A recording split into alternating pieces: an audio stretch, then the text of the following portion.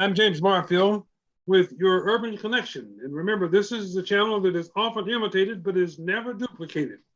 And today I am very honored to have as my guest the Wichita City Manager, Mr. Bob Layton. Bob, thank you and welcome to the show. James, thank you. It's nice to be with you. Now, Bob, within the last 3 hours, you and the interim police chief had a press conference regarding some new announcements on the penalties for the officers, Wichita police officers that were involved in the text messaging. Could you tell us about that?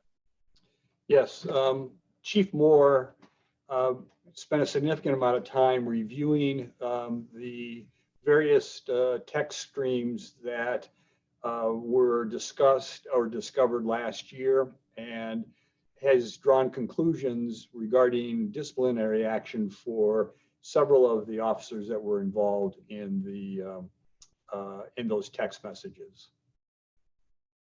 Now, Bob, let me ask you something. What created or caused you guys to refocus or readdress the issue of these officers? Well, I think it started for me with the discussion by the Citizen Review Board about not only what they saw in the text messages, but more importantly, how they thought those impacted the community and how they didn't reflect community expectations or community values, and wanted us to drill down deeper into the text messages and also what it stood for in terms of our police operations and who we are as a city. So the announcement that you made today, how is that different than what your original announcement was as far as the penalties or whatever that these guys would suffer? Sure. There were several where Chief Moore took steps that were more significant than had been previously taken. And it was based on his interpretation of the offense and how that should be classified in our discipline system. So in some cases, written reprimands were given where they hadn't been. There were 3 officers that were suspended as a result of the chief's review. And then I came in after he had completed his work, and I wanted to make sure that what he did was independent, and that there was no influence from my office or from me specifically while he did that. When he came back and shared with me the disciplinary action, there were 3 cases where I felt more action was needed and warranted. And so there were 3 officers, 2 of them were involved with the distribution of the meme that I think we've spent a lot of time talking about, that I considered to be racist and definitely not representative of our community and what we stand for. And the chief had recommended 8-day suspensions for the 2 officers that were involved in that. I took that to the maximum that is allowed under our contract and disciplinary matrix for those that are found to have violated our provisions on conduct. In this case, it was conduct unbecoming an officer. Okay. So gave them maximum, which was 15 days. And then for one of those individuals, I also required that, I want to make sure I get this right for you, James.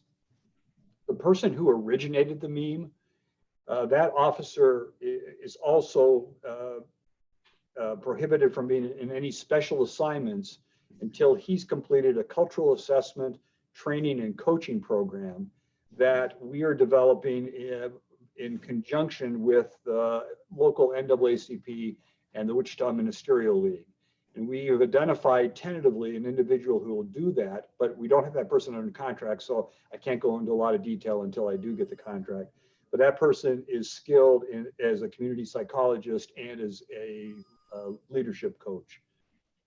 The other person who received that meme and then distributed it out to several other officers, that person will also receive the 15-day suspension, will be assigned desk duty until that person has completed the assessment, training, and coaching program that will be conducted by the professional that I indicated we'll identify in partnership with NAACP and the league. And then the last person is a person that showed support for the 3% movement. Okay. And that person received an 8-day suspension from the chief, and I upheld that. But then I also am taking that person off the street until that person can go through a fitness for duty test, which is administered by a clinical psychologist that we have under contract. Okay, now that last officer there that supported or suggested he supported the 3%ers, I believe it is. Yes. Was there any evidence that he was involved in any way with that group? Great question. No, there wasn't. And in fact, during the discussions with the chief, and the chief had multiple interviews with, I think, most of these police officers, he said that when January 6th rolled around and he started reading about the 3% movement, he realized that his values were not in alignment with their extremism. And so he's disavowed support for that group now. But I was concerned about the number of statements that had been made previously, and that's why the fitness for duty evaluation. Okay, now in addition to that, I understand there was 3 officers that resigned before you could conclude your investigation. Is that correct? That is correct. Okay, now these officers that resigned, now this was when you started the new investigation, is that correct? No, I don't believe so. I think they all resigned before Chief Moore started his review. Okay. So now let me I have a couple of quick questions. Initially, it was said that there were police officers involved in these messages. There were at least one sheriff's officer, but later we find out there was a couple of firemen involved. Has any action been taken against a fireman? Yes, there has been disciplinary action taken against, I believe, 2 firefighters. They were not involved in these specific messages, but there were other messages they were involved in that we considered to be inappropriate and racist in their, at least we believe they were racist in their tone. Okay, so we won't see any further action regarding Chief Snow? No, she's taken the, right, no, she took the action based on her review of the circumstances and their case. Okay, now I have this question for you. You haven't given any names. Have you not released any names publicly on these officers? We have not. It's always been my policy to not release names of our staff on personnel matters. Okay. And I'll be honest with you, James, we're providing more information on these cases than we have on any other personnel cases. I believe that all employees are entitled to, certain protections, and that's one of the protections they have is not to release specific information on a personnel file. Okay, so now I want to talk about one name that we're all aware of, and that is Mr. Capps, who was promoted here just, about 30 days ago. Was any penalties assessed to him? Well, there have been none related to, I'm sorry, did you say Officer Rapp? I believe it's Rapp. I might have said Cap, but yeah, Rapp. Okay. Right. Yeah. No, I don't believe. I know he's not tied up in this issue in terms of text messages, and I don't have access, nor can I talk about his personnel file. Okay. So I have to ask you this, Mr. Manager. What institutes a firing offense with the Wichita PD? Because a lot of people feel like these officers have embarrassed the police department, they've embarrassed the city, and yet some of them are still on the force. I mean, so what does it take to have a firing? And I know you have a contract and all that, but I mean, when someone embarrasses the department and embarrasses the city, it casts a bad look, sir, on all involved. So what does it take to fire one of these guys? Well, I guess, it's interesting in terms of expectations of how we were to respond to an issue like this. I think we took it very seriously. I took it very seriously.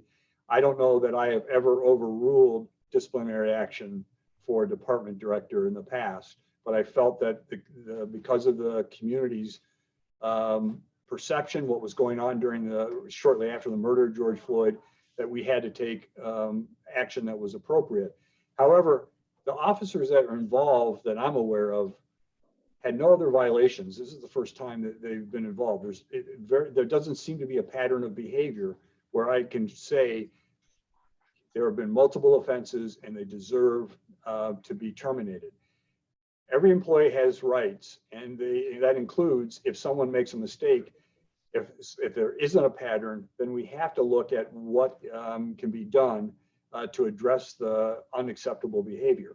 In this case, in working with the NAACP and the Ministerial League, we believed that going forward with an honest assessment of the officers involved and a training and mentoring, that there was a good chance that these people could still be very positive police officers, contribute to the community, and help us move forward. Ultimately, the person that we're bringing in will help us make that determination. But I'm confident that we're taking the right approach that's fair to the officers, but also reflective of community sentiment. Well, see, my only problem is that when you have officers that are involved in this kind of activity, sir, then these officers put themselves in a position, or put the department in a position, that the DA cannot put these guys on the stand, because of the fact that a person like myself wouldn't feel like I'd be getting a fair shot with these officers prosecuting me. I understand what you're saying, and I can't really talk about that because the DA hasn't ruled on whether or not he'll accept testimony from these officers. But I do understand your point. Okay, so as of right now, the DA has not dismissed any cases regarding these officers? As of today, that's my understanding. Okay, so let me switch right quick here. How is the process coming along in terms of hiring a permanent chief? I am hoping tomorrow that the brochure to advertise for the position will be online and being distributed by our consultant nationwide. I've been working with the selection committee, which is a community-based group that is helping me with the process. Our consultant went through a very extensive community input process about developing the profile for the ideal candidate. And that now is reflected in the brochure. The selection committee just reviewed the final draft, made some changes 2 days ago, and I think the changes will be incorporated into the new brochure, and it will be out tomorrow. Okay, now one thing I want to be sure I am correct on. The last time when we hired Ramsey, there was a selection committee, and then after that selection committee, there were there was instances where the public could ask questions of the candidates. Is that the same procedure we're going to follow this time? Yeah, I don't know which will go first, but there will be a public input, and we will have public interviews. Okay, that's good to know. And finally, sir, what about the changes that are proposed to take place with the profiling, the racial profiling board? Not the profiling board, but the Citizen Review Board? Citizen Review Board. Right. So they are in place. The council is still making their appointments. I've made 6 reappointments, and the council then, each council member and the mayor are making appointments so that we'll have the 13-member board in place. Okay, so we'll have 15 members there. We'll have 13 members. 13 members. Is that the max? That's the maximum, right? 7 appointed by the mayor and council and 6 by me. Okay. All right. And when is their next meeting, sir? I'm sorry, James, I don't remember the exact date. They do have a meeting in August, however. August, okay. And at that time, we will be reviewing the recommendations they made as a result of the text messages. They had some systemic issues they wanted us to address, some policy changes, and we'll be bringing back an interim report or discussion with them at that meeting. Okay. Well, listen, Mr. Manager, I know you're busy, and I really appreciate your taking this time to visit with me and my audience, and we'll look forward to talking with you again in the future, sir. Thank you again for coming. Thank you so much for the invitation. Okay. Sir. Take care. Bye. Bye.